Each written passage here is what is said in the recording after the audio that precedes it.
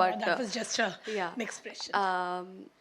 But నేను ఎప్పుడు ఆ లిబర్టీ తీసుకొని when I'm acting in the film I see the film as a film. Oh నేను ఉన్నాను కాబట్టి దీనికి ఇంకొంచెం యాడ్ చేద్దాము అనేది ఏం లేదు. Maybe when I write my own script, when I'm directing something, it might happen, but we were sticking true to the story. No, that was just an expression. You can all. I was asking you about your role in the film. How was it going to be, and what is it going to add to the story? So it is definitely, అంటే ఖచ్చితంగా చెప్పగలిగే విషయం ఏంటంటే it's not a passing cloud, it's a pivotal role in the entire film. So director గారు, writer గారు చెప్పినట్టు, so it's a cute love story between Karthik and ఆరాధన.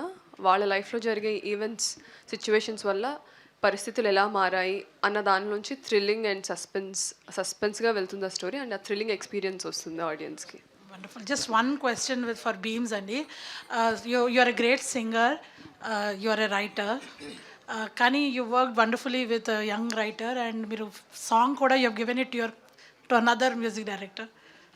So that tell us about that. I mean, Hesham is also a very renowned, and I think he's one of the example where ఒక other place నుంచి వచ్చి మన దగ్గర settle అయిన, ఇందాక మీరు మాట్లాడుతున్న కాంటెక్స్లో కూడా. సో టెల్ us అబౌట్ మీరు తనతో వర్క్ చేసిన ఎక్స్పీరియన్స్, తనకెందుకు ఇచ్చారు సాంగ్? అంటే ఏం లేదండి, నాకు ఒక పాటను ఎక్స్ప్లోర్ చేయాలంటే ఒక కొత్త వాయిస్ మాత్రమే కాదు, అది ప్రజలకు నచ్చేలాగా ఉండాలనుకుంటాను. ఇప్పుడు ఒక దర్శన కావచ్చు, లేదంటే నా రోజా నువ్వే కావచ్చు, అవి వింటున్నప్పుడు నేను చిన్నప్పుడు విన్న దిల్సే పాటలు కావచ్చు, అవన్నీ వినిపించిన నాకు మళ్ళీ ఒక రెహమాన్ గారి వాయిస్లా వినిపించింది. సో నాకు ఇష్టమైన పాటల్లో చాలా వాయిస్లు ఉన్నాయి. సో అలాంటి వాయిస్ మళ్ళీ చాన్నాళ్ళ తర్వాత నాకు తారసపడ్డది. నేను వెతుక్కుంటున్న ఒక వ్యక్తి తెలియకుండా ఒక ఊళ్ళో మనం కలిస్తే గబాన్లా సంతోషపడ్డట్టు నేను వెతుక్కుంటున్న వాయిస్ నాకు దొరికింది. సో మొదటి ప్రయోగం చేద్దామని చెప్పేసి నేను అడగగానే, విచిత్రం ఏంటంటే నేనంటే తనకు చాలా ఇష్టం. ఎందుకు బాస్ నేను అడగగానే ఒప్పుకున్నా అంటే, నిన్ను చూస్తే ఎట్నో ఉంటుంది, గుండె గట్టిగా కొట్టేసుకుంటుంది, నాకు చాలా ఇష్టం, ఎలా చేస్తావు నువ్వు ఈ పాటలను అడిగారు. ఎలా అంటే ప్రజల నుంచి తీసుకొని తిరిగి ప్రజలకి ఇస్తాను బాస్ అన్నాను. అది ఎక్కడి మ్యూజిక్ అని అడిగారు పాప. అంటే అలాంటి ఒక సరదా కన్వర్జేషన్ అనమాట. సో బాగా నచ్చి దాని తర్వాత ఇది పాడారు, దీనికి మట్టి ముందు మా జాతరలో పాడారు. ఇప్పుడు ఎప్పుడు అడిగినా నేను పాట పాడతాను, మీకు అంత బాగున్నాయి, మీకు కంపోజిషన్ అంత నచ్చింది. అండ్ మీరు అడిగారు కాబట్టి అని కాదు, కానీ చెప్దాం అనుకున్నాను, టైం ఉందని ఆగాను actually. But Hesham sir, love you love you love you so much. మీరు లేకుండా ఈ పాటకి ఈ స్థాయి వచ్చేది కాదు. దేవు రాయకుండా మీరు పాడకుండా జస్ట్ నేను కంపోజ్ చేశాను అంతే. బట్ దాన్ని మీరు తీసుకెళ్ళి ప్రజల్లో కన్ను దిలి కలను దిలి కాసేపైనా ఉంటానా, నేను పాడితే నాకే నచ్చట్లేదు, బట్ ఆయన పాడితే మీ జనానికి నచ్చింది, నాకు నచ్చింది. Thank you so much sir, and thank you అమ్మ. భీమ్స్ గారు, సార్ భీమ్స్ అని ఇక్కడే అన్నయ్య మ్యూజిక్తో బాగా బిజీ అయిపోయారు. మీరు ఇచ్చిన ప్రతి మ్యూజిక్ కూడా హిట్ అవుతుంది అన్న. సో అందరు కూడా మిమ్మల్ని కోరుకుంటున్నారు కదా, మిగతా వాళ్ళందరూ కూడా కొద్దిగా షాక్ అయిపోతున్న పరిస్థితి అవుతుంది మ్యూజిక్ డైరెక్టర్ కొంతమంది. ఓకే. సో ఈ బిజీ షెడ్యూల్ని ఎలా యూజ్ చేసుకుంటున్నారు? అంటే 25 ఏళ్ళుగా మనం ఎందుకు ఎదురు చూసాం, దేనికోసం ఎదురు చూసాం, ఎలా ముందుకు వెళ్ళాలని మనం ఎన్నో ప్రయత్నాలు చేసాం కదా. సో చాన్నాళ్ళ తర్వాత పని వచ్చింది, చాలామందికి పని దొరుకుతుంది, చాలామందికి ఫుడ్ దొరుకుతుంది, చాలామంది కుటుంబాలు బతుకుతున్నాయి, చాలామంది అవసరాలు తీరుతున్నాయి. ఆ అవసరాలని నా ద్వారా కాకుండా నా ద్వారా ఇస్తున్న ప్రొడ్యూసర్స్, డైరెక్టర్స్కి మీ థ్యాంక్స్ చెప్పాలి, నేను థ్యాంక్స్ చెప్పాలి. జస్ట్ నేను ఒక వర్కర్గానే ఉన్నాను అంతే, లైక్ లేబర్, లైక్ అలా అంతే ఉన్నాను తప్ప మ్యూజిక్ డైరెక్టర్ కూడా కాదు నేను. జస్ట్ నేను ఒక పనోడిని, నేను పని వీడు బాగా చేస్తాడని వాళ్ళు నమ్మారు, నేను పని చేస్తున్నా అంతే. ఈరోజు కూడా మీరు నమ్మరు, నేను స్టూడియో గేట్ దాటిన తర్వాత మ్యూజిక్ డైరెక్టర్ క్యారెక్టర్ వదిలేస్తాను, ఒక సైకిల్ మీదనో ఒక మామూలు బండి మీదనో వెళ్తాను. ఎందుకంటే నాకు తెలిసింది వాళ్ళతో కలిసి ఉండడం, నాకు తెలిసింది వాళ్ళకు తెలిసింది చేయడం, నాకు తెలిసింది వాళ్ళకి ఏది ఇష్టమో దాన్ని మనం తీసుకెళ్ళి సినిమా రూపంలో తీసుకెళ్ళి ఇవ్వడం అంతే. ఎవరికి కడుపు మండేటంత పని నేనేం చేయలేదు, కడుపు నింపేంత పని నాకు ఇచ్చినందుకు హీరో గారికి, నిర్మాతలకి, దర్శకులకి, ప్రతి ఒక్కరికి నేను థ్యాంక్స్ చెప్పాలి.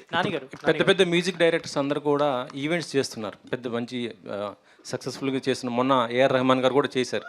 సో ఇలాంటిది మీద ఏమైనా ప్లానింగ్ ఏమైనా ఉందా? యా, డెఫినెట్లీ ప్లానింగ్ ఉంది. చాలామంది అడిగారు, చాలామంది అడుగుతున్నారు. బట్ నా ప్లానింగ్స్ వేరున్నాయి, నా ఆలోచనలు వేరున్నాయి. నా స్వభావానికి తగ్గట్టుగా ఎవరైనా వస్తే చేయడానికి నేను రెడీ ఉన్నాను. బట్ షో అంటే ఇదేదో కమర్షియల్గానో 10 రూపాయలు సంపాదించేసుకుందాం అనే ఉద్దేశంతో నేను చేయాలనుకోవట్లేదు. నా ఉద్దేశాన్ని నేను షో చేసినప్పుడు తప్పకుండా చెప్తాను.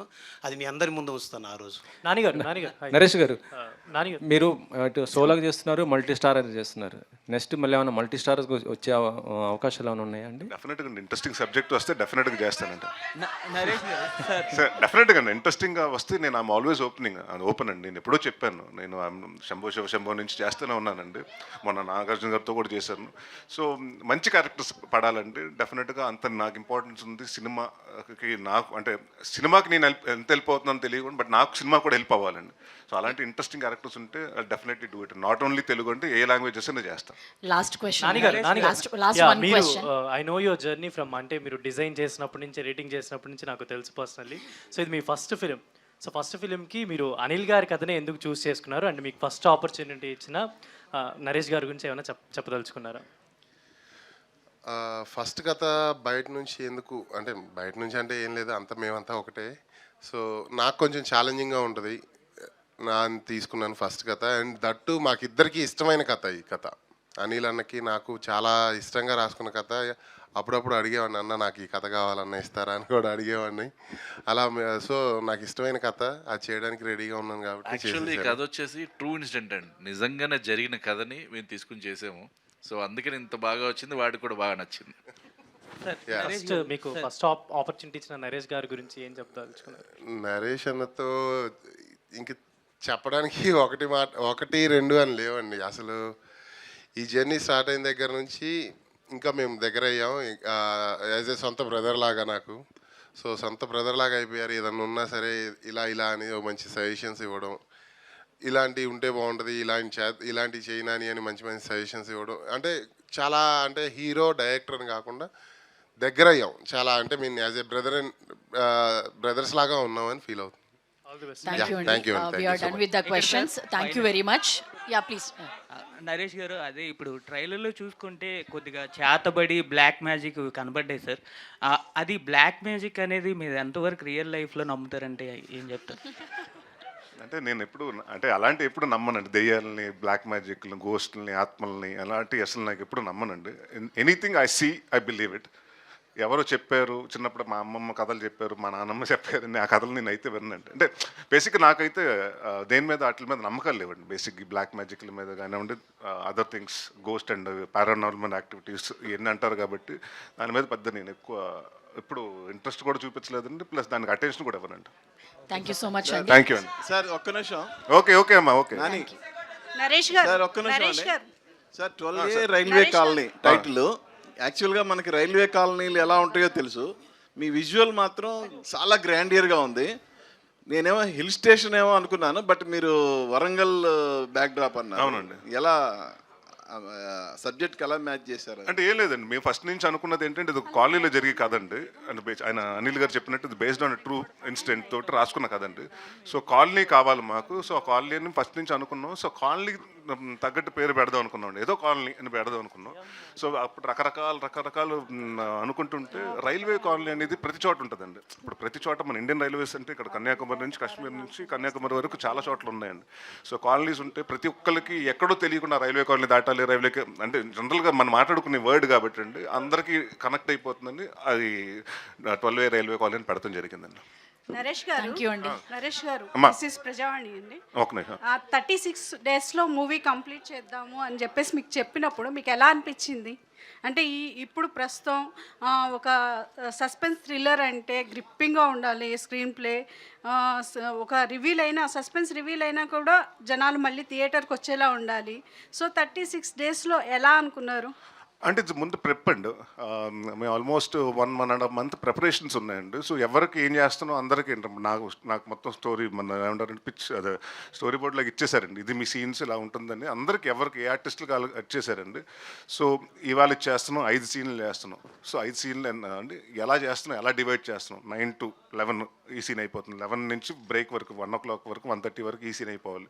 సో అలాగ అనుకుని ప్లాన్ చేసుకుని చేసిందండి. It's not one persons effort అండి. ఇప్పుడు నేను వచ్చేసి చేయమంటే చేసేస్తాను, కానీ బట్ నేను వచ్చేటప్పటికి అన్ని రెడీగా ఉండాలి and it has to be DOP ఆ సైడ్ నుంచి సపోర్ట్ ఉండాలి అండ్ డైరెక్షన్ టీమ్ సైడ్ నుంచి సపోర్ట్ ఉండాలి ఆర్ట్ డైరెక్షన్ అది ఆర్ట్ డిపార్ట్మెంట్ సపోర్ట్ ఉండాలి సో అండ్ డెఫినెట్గా అందరూ మేము అన్నట్టు చాలామంది వర్కర్స్ అంటే మీకు చెప్పాం కదా 9 to 2 అలా నాకు తెలిసి దాదాపు 15-16 రోజులు చేస్తామండి so we saved a lot of things అండి అంటే ఒకే 4 రోజులు చేయాల్సిన పని 2 రోజుల్లో చేసామండి అది. కామాక్షి గారు పొలిమేరాలో వచ్చేసి డీ గ్లామర్ రోల్ చేశారు, ఈ మూవీ వచ్చేసి చాలా గార్జియస్గా కనిపిస్తున్నారు, మీ పాత్ర ఎలా ఉండబోతోంది? థ్యాంక్ యూ సో మచ్ అండి. వెరీ సింపుల్ ఉమెన్ అండి. మనం ఇప్పుడు సిటీలో చూస్తూ ఉంటాం కదా, ఒక వర్క్ ఆర్ స్టూడెంట్ ఎవరైనా రిలేట్ చేసుకునే క్యారెక్టర్ అది. ఒక గోల్ ఓరియంటెడ్ పర్సన్, తన పని తను చేసుకుంటూ తన లైఫ్ తను లీడ్ చేసుకుంటూ వెరీ సింపుల్ అమ్మాయి. So yeah, thank you very గారు మచ్. కంగ్రాచులేషన్స్ అండి and all the best. Thank you so much. మరోసారి మీ అందరి